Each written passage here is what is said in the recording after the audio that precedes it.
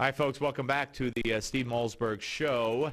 Glad you are aboard. Coming up in just a few minutes, we'll talk to Noah Rothman, editor and columnist for Mediaite.com. Going to talk about the big week's political media stories, so keep it tuned right here. Next hour, we have two segments. First half hour of next hour will be devoted to and spent with Alan Dershowitz.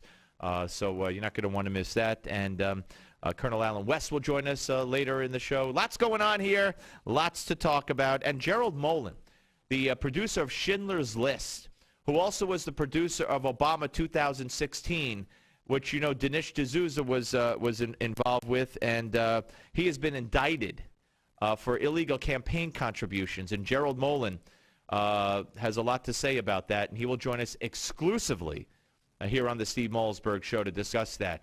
Okay, we're going to talk about some very interesting topics with our next guest, Dr. David Samadi, chairman of Urology and chief of robotic surgery at Lenox Hill Hospital, and, of course, the host on the Fox News channel on Sundays at 10:30 a.m. of House Calls. One such story is Pepsi One. And, of course, that's a popular drink. And not only Pepsi One, but there are some other sodas out there as well. The FDA says there's no reason to believe that the coloring added to sodas is unsafe, but they're taking another look just to make sure. Now, I don't drink soda. I don't think I've had one of those since I was a kid. But I like it. It tastes good. But I don't drink soda for various reasons. I don't need the sugar. And when there's no sugar, I worry about things like this. You ever read the ingredients of something that has no sugar and has sugar substitutes? Or even do we have Dr. Samadi ready to go? Okay, even when you have ice cream, fat-free ice cream, you read the ingredients compared to the ice cream with fat. So many chemicals and additives. I just put it back. You don't know what to buy, you know? But anyway, so we're going to talk about that with Dr. Samadi, and also omega-3, fish oil. And, you know, that's something that the doctor and I have discussed before.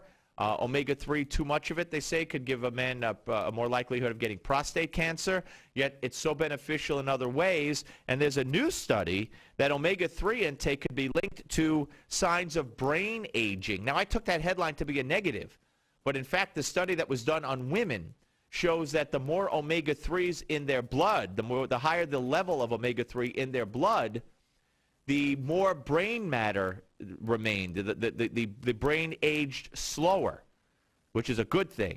So that's a positive. I think the good doctor is just about ready to join us, if I'm not mistaken. Anybody? Somebody? All right. All right, here we go. Hello, Dr. Samadi. How are you, sir? How are you? Happy Friday. Happy Friday to you. All right, so let's get to the story I'm talking about now. When I saw this headline, it's hard to understand what the headline is when it says omega-3 intake linked to signs of brain aging. And I'm saying, oh, my God, now something else in addition to the prostate thing I got to worry about with the omega-3s. But it's actually a good story for women who were tested with regard to their level of omega-3 in their blood. So, you know, this is my take for this omega-3 fatty acid. I think that for years we kept saying, keep taking omega-3 fatty acid because it can reduce the inflammation in the vessels. It can actually help as antioxidants. But we may have, in a big picture, sort of overshot the whole thing. And I think that people now are coming to our practice, taking thousands of milligrams every day for many days. And I think when you take too much of it, is when you actually start to have this kind of issues with prostate cancer, etc. The effect of some of these omega-3 fatty acid on the brain and cognitive skills, Steve, is a very, very challenging way to really measure. So I think the jury on this is still out. What I want people to know is that I don't want you to take your omega-3 fatty acid, multivitamin, salmon, chia seeds, and many other things that may have omega-3, and that accumulation, an additive amount of omega-3 fatty acid may backfire and may not be so good. So how many milligrams do you think the average person, specifically a man who has the prostate, should be taking as a supplement? Say they eat salmon once or twice a week. How many milligrams should they take of the omega-3 per day? You know something? I think if you take 2 portions of salmon a week, you would probably get most of the omega-3 fatty acid. If your doctors are worried about any heart issues, you may take like twice a week, maybe about 1,000 milligrams, and that's just not a good, medicine. So you can get a lot of this, Steve, from diet. And I guess some people may or may not like salmon, but if you have 2 portions of that and 2... It's different than most people, when you buy these pills and they're not regulated, Yes. you look on the label and it says take 2 or 3 pills, a day.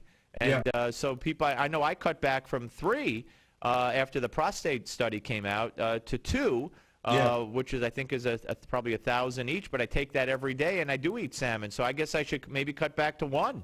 Well, I think 1 or 2 days is more than enough. And I think the key word in what you just said was the fact that it's not regulated.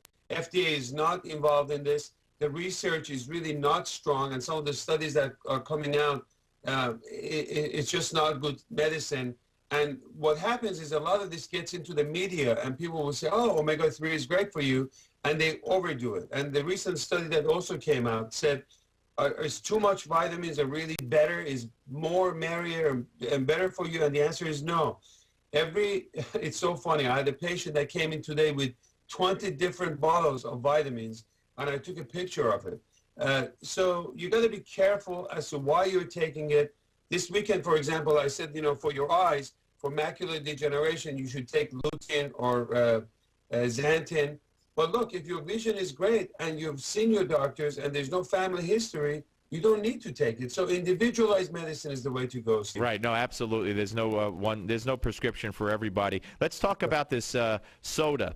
And the FDA taking another look to see if coloring added to many sodas is unsafe. Now, again, I guess, there's always something, and there are no federal limits on the amount of this 4-methylimazole or whatever in food and drink.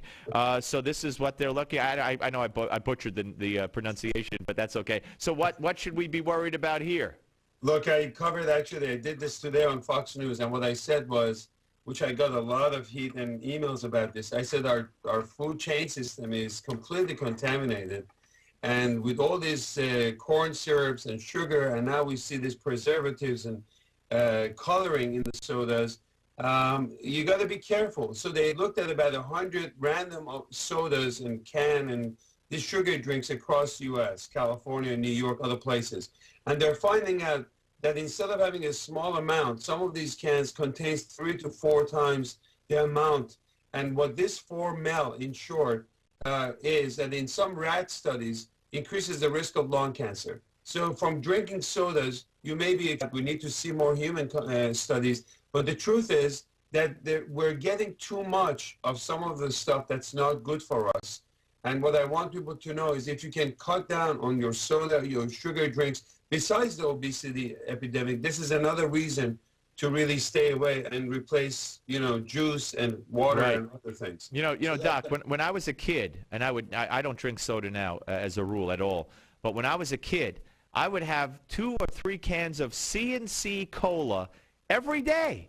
And then when I got older, I started thinking, with all the soda, if I had poured all that soda on my car, I'm sure the paint would peel off. 100%. You know what? Take one of the coins and put some of that soda and check on that the next day. You'll see what it does to that to that coin. And that's exactly what it does to all the covering of the stomach and really erodes and causes and does the same thing that it does to the paint of your car. So if you can stay away from it, that's a really good point you just made. Yeah. Let me talk to you about what's going on. It says that pensioners, older people, with cancer are being written off as too old to treat. According to some, they cited figures showing survival rates for British patients aged 75 and over are among the worst in Europe. Young lung cancer sufferers are only 10% more likely to die within 5 years than their continental counterparts. But pensioners with the disease have a 44% less chance of survival. The figure for stomach cancer at 45% is even worse, and Britons with prostate cancer are a 5th less likely to survive than Europeans if they are 85 and over. Basically, what I fear this is a direct result of the healthcare system there. And that's what we're going to come to in this country eventually under Obamacare. So it's a very, very interesting study when I looked at it. And it tells you the difference of the culture of what's going on over there as opposed to what's going on over here. We've been, as American doctors, we've been pushing and big advocate of screening. Cut down on cigarette smoking, which is your lung cancer. Cut down on your alcohol, which is your stomach cancer, liver cancer, and pancreatic cancer. And it's been very effective. We just saw that the number of lung cancer is on decline, and the number of sales of some of these cigarettes over the last decade has been going down, mainly because of some of those images that you saw online, the picture of the lady with the tray coming out of her neck. Yes. And that's, you know, so that has made a big difference. Now, on the other side, there's a financial issue of the healthcare that they have. So screening across the board is going to cost money. You're going to find a lot of cancers, but is it worth it? So at the end of the day, it's going to come down to what is the price of saving one life? I don't have that answer. I fight for every life in my practice. We think different than Europeans. Now, how do I know this? I worked in France for about a year. I've lived in London for about 3 years. I've been in the healthcare system. I know a lot about what's going on over there. And everything is very much like slow process. Don't worry about it. Come back a year later. You find more advanced cancers and they don't live as long. Here, because of cardiac issues is resolved and because the number of heart attacks has gone down, the number one killer in the world was heart disease and heart attack. Now with all the cardiac stents and Plavix and Crestor and Lipitors, people are living longer and longer. You see people in their 80s, 85s, 90s. And so it's a different ballpark for us. And now that the quality of life is great and they're living longer, you can't stop at 70 or 75 and say, we're done. Yeah. And so, unfortunately, we're going to see some of these changes. And the insurance companies are jumping all over these studies saying, like, look, why are we wasting our money on some of these people who are not going to live long? And justifying who should get treatment and not. And that's, as even the president way back said, that's a conversation we have to have about end-of-life care, so to speak. Hey, Doctor, always great to talk to you. We'll watch you Sunday morning, 10:30 Eastern Time on the House Calls on the Fox News Channel. Dr. David Samadi, Chairman of Urology and Chief of Robotic Surgery at Lenox Hill Hospital here in New York City. When we come back, Noah Rothman, editor and columnist for Mediaite.com, will join us, and we have a lot of interesting things to talk about with him, including the coverage of the Huckabee comments. Steve Malzberg Show, Newsmax TV and radio.